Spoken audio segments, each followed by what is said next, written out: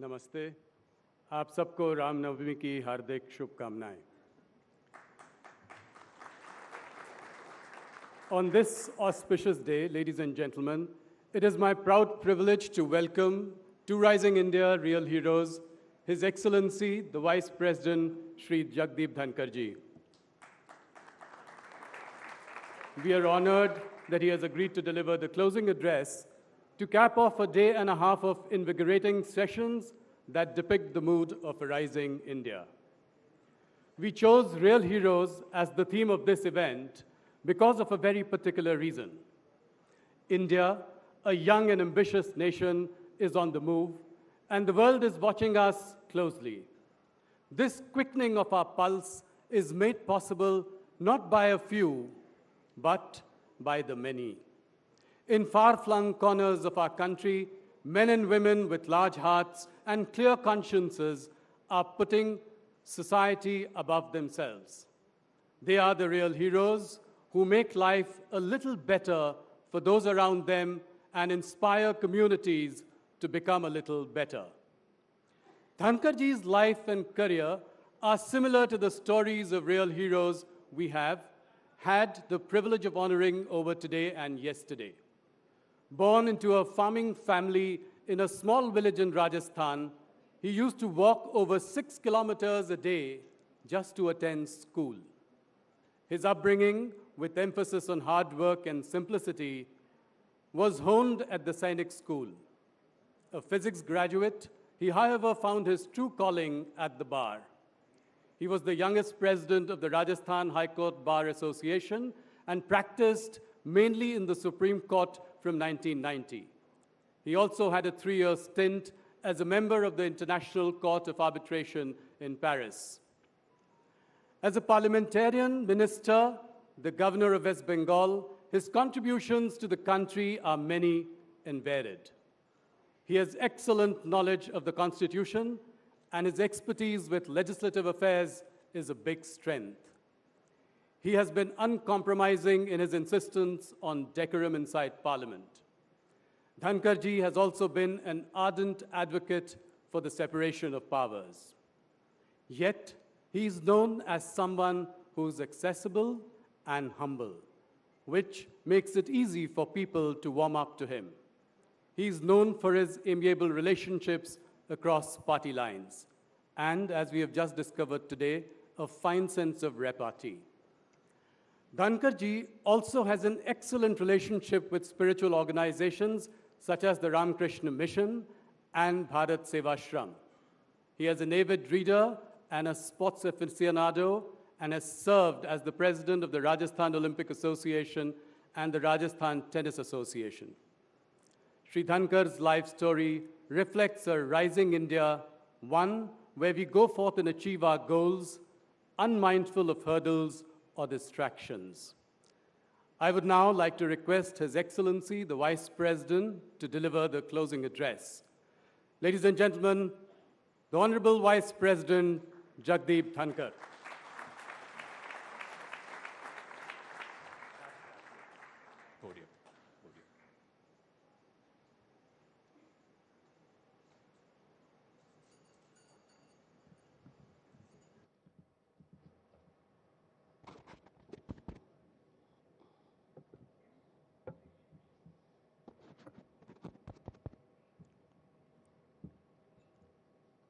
Always a difficult situation when you have in the audience people who know you. And the problem is complicated exponentially when you have someone like senior advocate Chetan Sharma in the audience.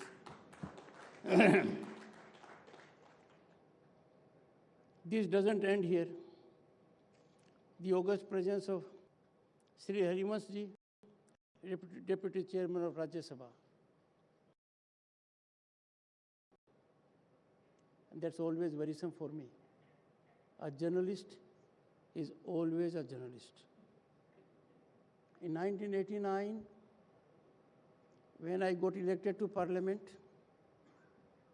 and became a union minister, My room in Parliament was next to the press room. Till 2019, I carried an impression, oh, you can't have better friends than in journalism. The myth was demolished when I became governor, state of West Bengal. I hope it is restored. I will do all I can. Dr. Rajkumar Ranjan Singh, Sri Rahul Joshi ji, members of the diplomatic corps, other dignitaries, and my friends in the media. I can assure you, I am certainly your friend. I hope you will reciprocate. Indeed, a marquee event, all the more significant, being hosted in Amrit Kal. It is eminently befitting and soothing that focus and attention is being real heroes. I pause here for a moment. I have always been concerned. Iconic status in our country is accorded on parameters that are baffling. Event management can put a person in a position.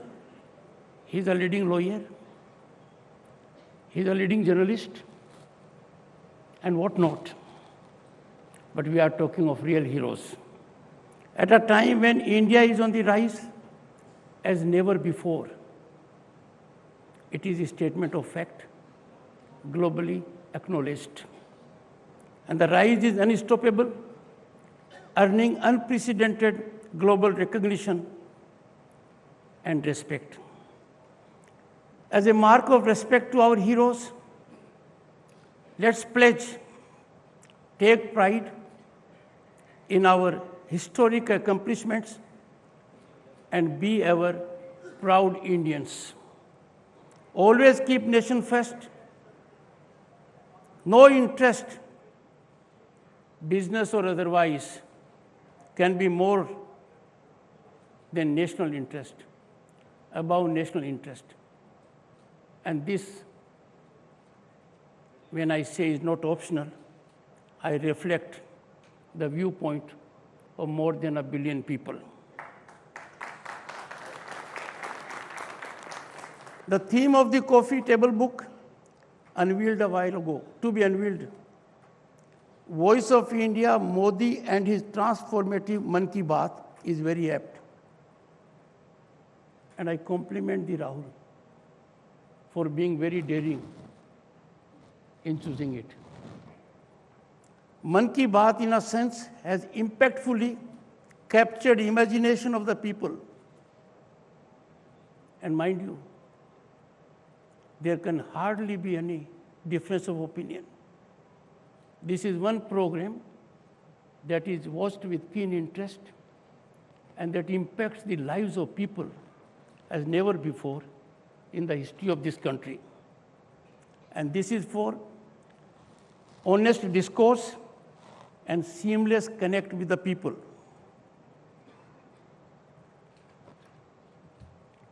I appeal to media for wider dissemination of the coffee book content, as I have been given details thereof. Let us highlight success stories of real Bharat and exemplify our age-old value system. Friends, we are the most functional democracy in the world. There be no doubt about it. There is no democracy in the world that is constitutionally evolved at the level of panchayat, municipalities, state, and center. We have constitutional prescription in the shape of Part 9 of the Constitution for panchayats and 9 capital A for municipalities.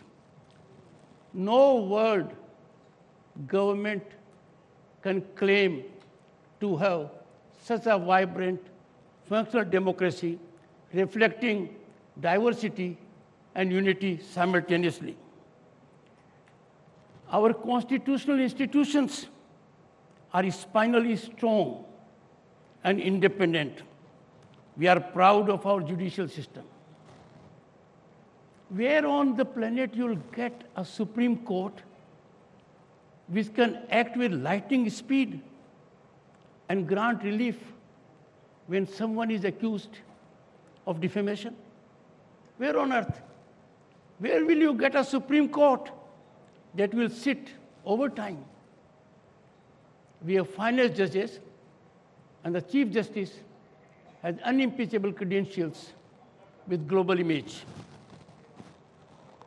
None in the world has legitimacy or credentials to lesson us on this aspect.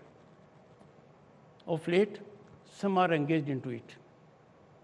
I wouldn't say more, because in our country we have effective government, and we have seen in last few months how effectively our External Affairs Minister has reflected on those issues in public domain, in the country and outside. But those so engaged need to look within and revisit their thoughts. But what is painful, worrisome, and concerning, that some amongst us are engaged in thoughtless orchestration of sinister campaign to taint and tarnish our democratic institutions. We find sinister forces within and without, functional with pernicious agenda to sully and downsize our growth trajectory, our democratic institutions, and run down our success. You will not find a parallel in the world where people holding positions of power would go to other country, other geographical locales to run down their own country. We all need to reflect on this. We need to be cognizant of virtual intense warfare against India's integrity by well-orchestrated global machinery functioning within and outside the country.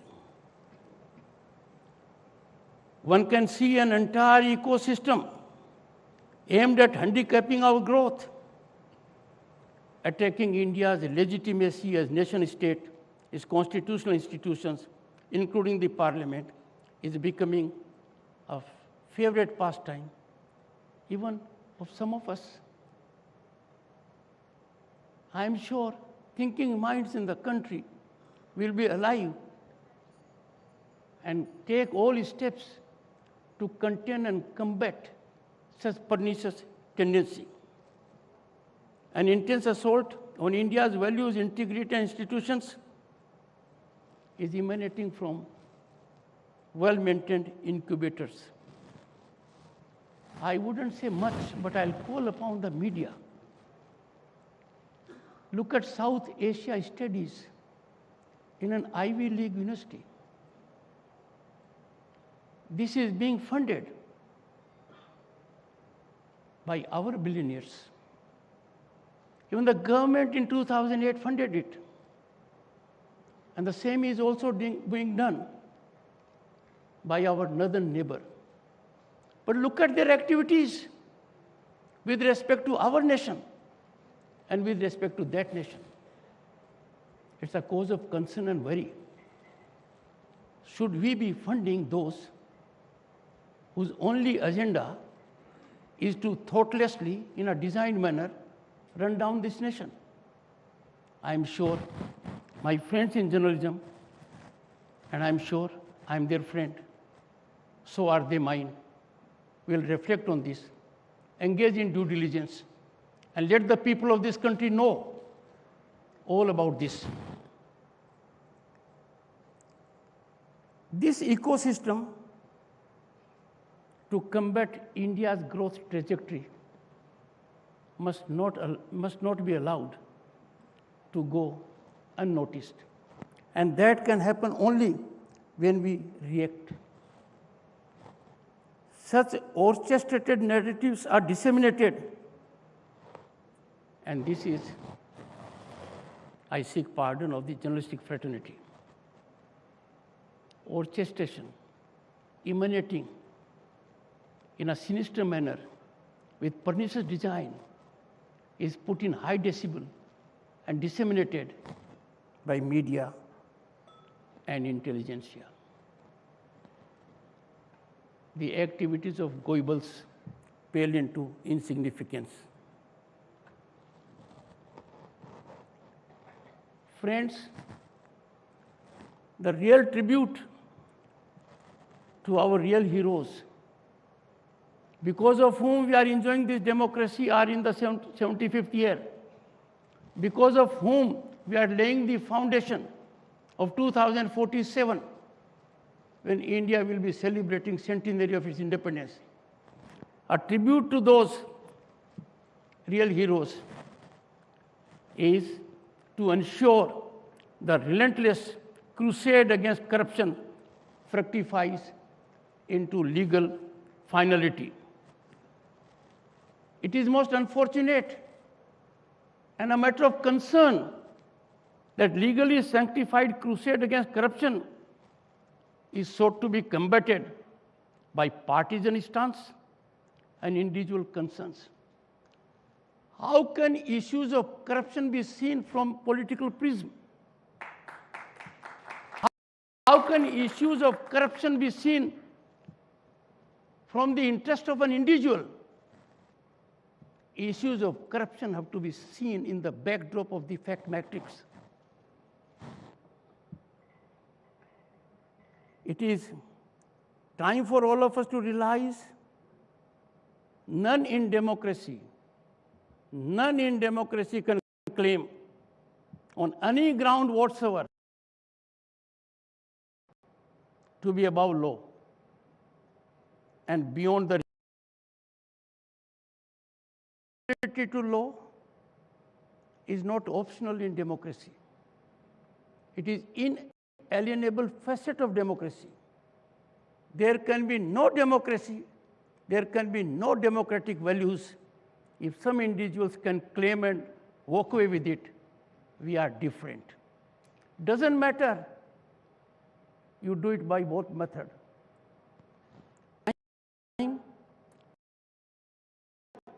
To this level playing field reality. And always remember, I am referring to a quote, often quoted, quote, "Be you ever so high, the law is always above you," unquote. I don't know why some people can garner support, ignoring this such vital a sense of democracy and such kind of a legal situation. Issues, including arising out of judicial verdicts, have to be systemically addressed. There is a mechanism to address all issues under the Constitution. There is a hierarchical mechanism. If there is a verdict of the court, one way or the other, it is not optional for the government or the concerned person to obey it or not to obey it. There is only one option: obey it or take recourse to lawful remedy. I was reading a book and I'm in the process of it. I'll give a quote from it. Quote, one doesn't fight a patient's ailment by holding placards and sounding slogans against the germs, unquote. The issue will have to be diagnosed, debated, and problem resolved. Friends, in recent years, there has been due and commendable recognition to our unsung heroes obscured in our history. I wouldn't take to details, you all know it. This never happened. Look at the canopy at India Gate, and we have majestic Subhash Chandra Bose giving us all the inspiration. or for that matter, Birsa Munda, a Bhagwan, how we have commemorated him by having that day. Friends, in recent years, the tangible transformation of governance system has led to emergence of transparent and accountable ecosystem. I'll give two illustrations. Power corridors, for long infested with people engaging in lies and whatnot, have now been sanitized. So sanitized that people don't talk about it now. What used to be a very lucrative industry, it has vanished. And another sea change that has come to be effected in bureaucracy. Bureaucratic positioning, there is eclipse of plum posts. A big change. There was a time when there used to be lobby and industry used to be working overnight in overdrive to ensure who would hold a particular position for a secretary of a particular department. No longer, because work is worship. You don't wield power in authority, you serve in power. And that is why less government, more governance. It is tribute to our heroes that wholesome transformation is taking place owing to series of governmental initiatives and policies enabling citizens to fully exploit their potential and talent. You all know it.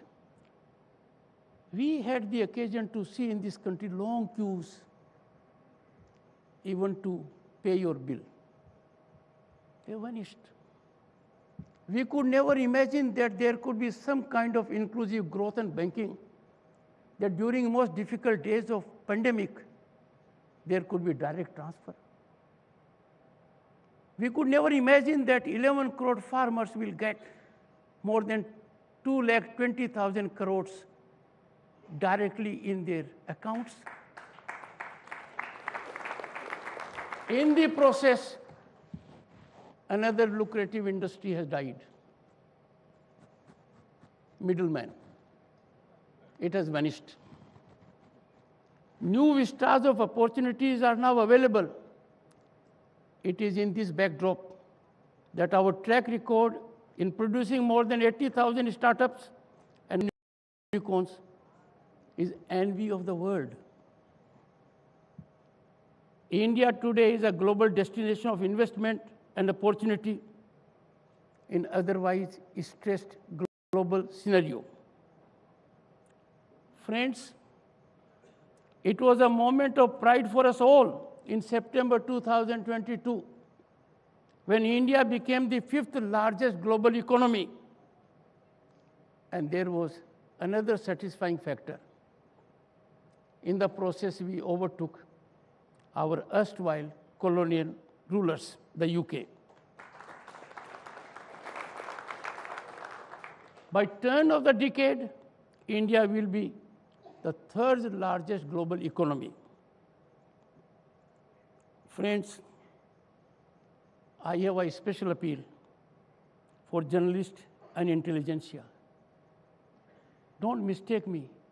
I take journalists to be part of intelligentsia, but only to make my point little more emphatically, I have put them in 2 categories.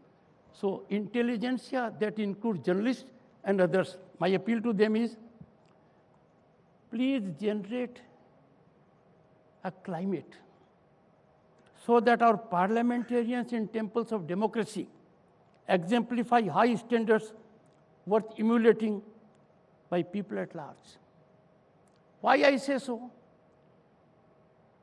Our Constituent Assembly that functioned for 3 years and had several sessions.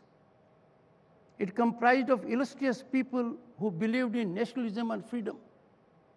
They gave us a constitution to us facing contentious issues, divisive issues, and they navigated it without disruption, without disturbance, engaging in debate, dialogue, discussion, and deliberation.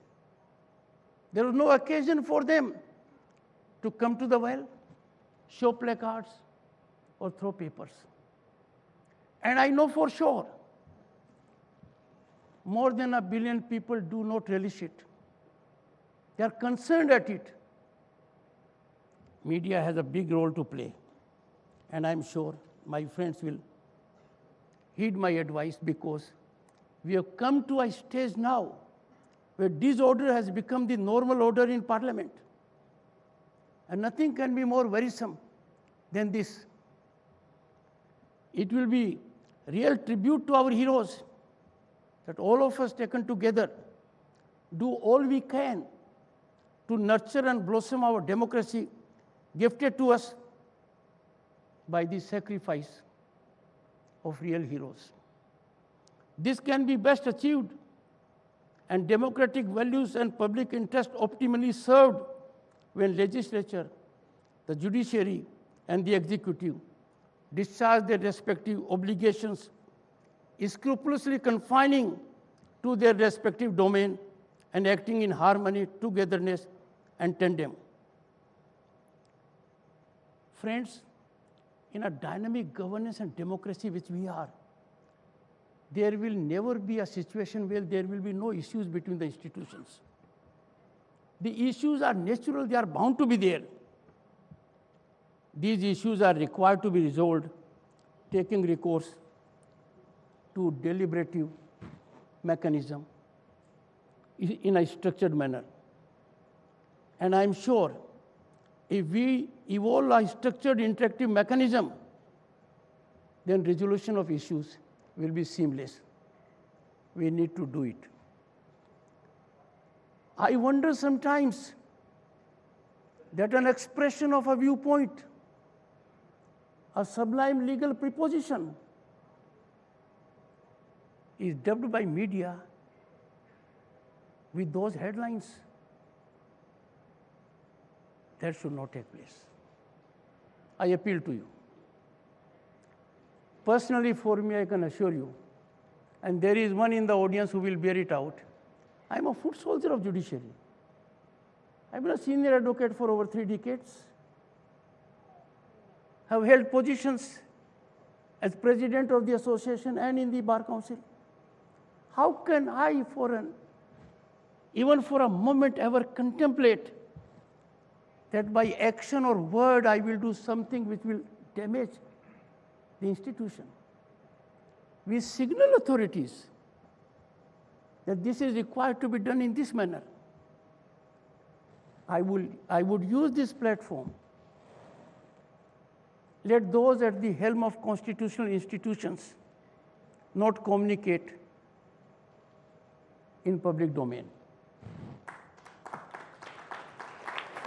Friends, I share with millions of countrymen deep sense of appreciation for real heroes.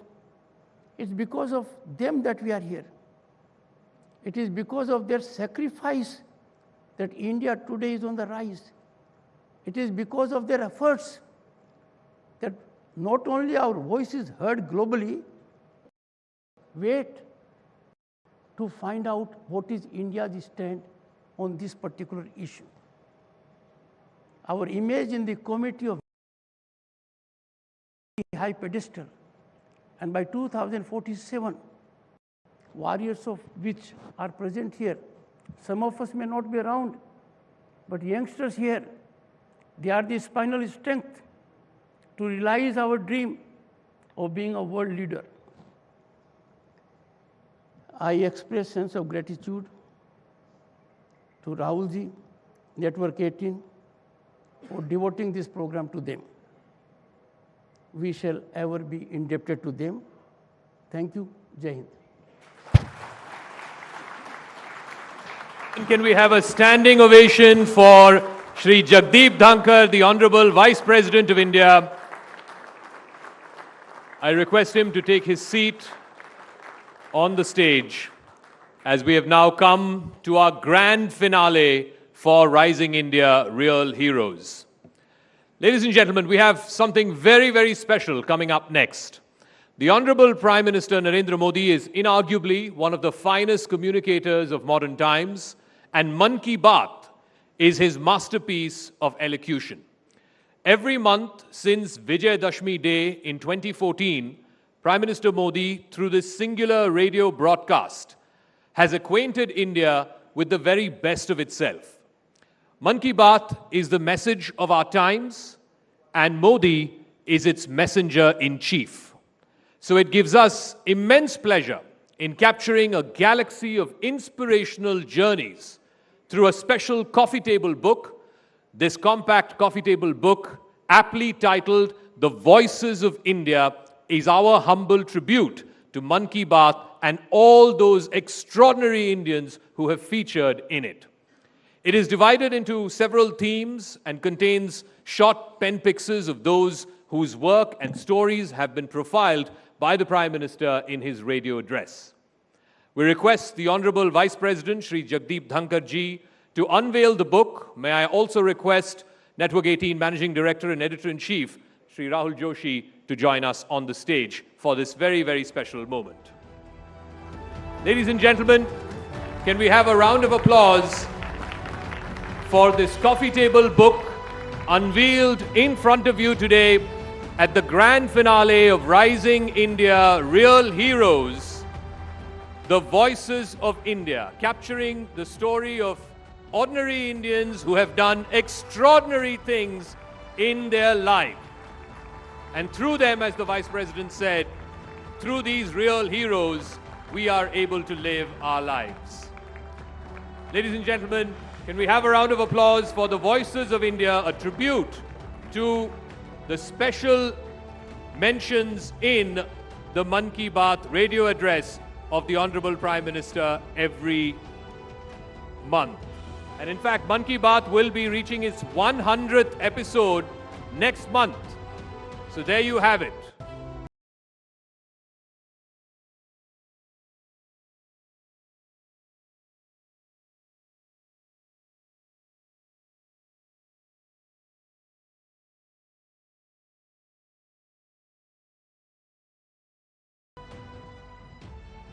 May I now request the real heroes, and we have awarded and recognized 20 of them from different fields, from sports to education to civic sense. May I request all the 20 real heroes of Rising India to please join.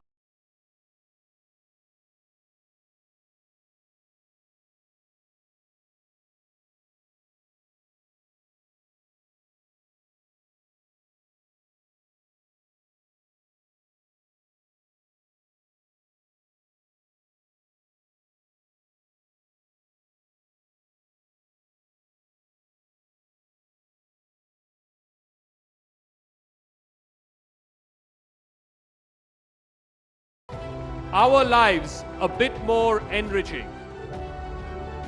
I request all 20 awardees to kindly come up on stage for a photo opportunity with the Honorable Vice President.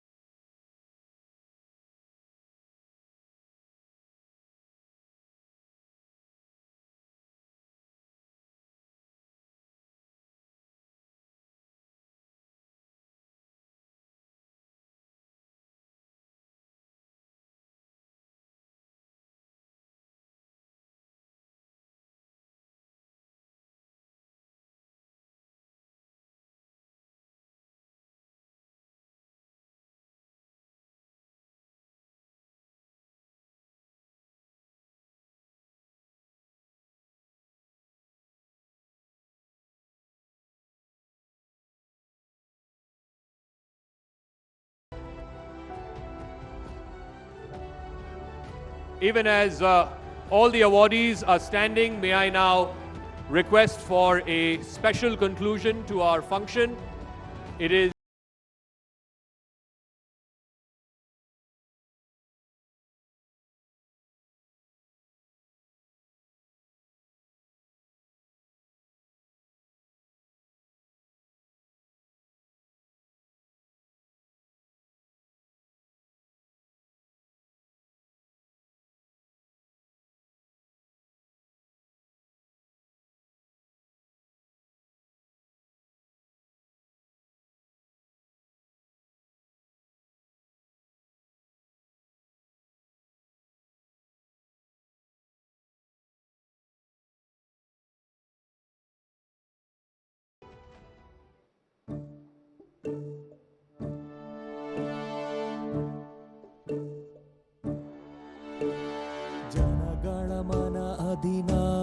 जय हे भारत भाग्य विधाता पंजाब सिंध गुजरात मराठा द्राविड़ उत्कल बंगा विंध्य हिमाचल यमुना गंगा उच्छल जलधि तरंगा तव शुभ नामे जागे तव शुभ आशीष मांगे गाहे तव जय गाथा जन गण मंगलदायक जय हे भारत भाग्य विधाता जय हे जय हे जय हे जय जय जय जय हे. Ladies and gentlemen, with that we come to the conclusion of Rising India Summit 2023. Thank you all, and thank you to the Honorable Vice President for being our chief guest this evening for the concluding session of Rising India Summit. I request all the guests here not to crowd in front of the stage. Kindly do not crowd close to the stage.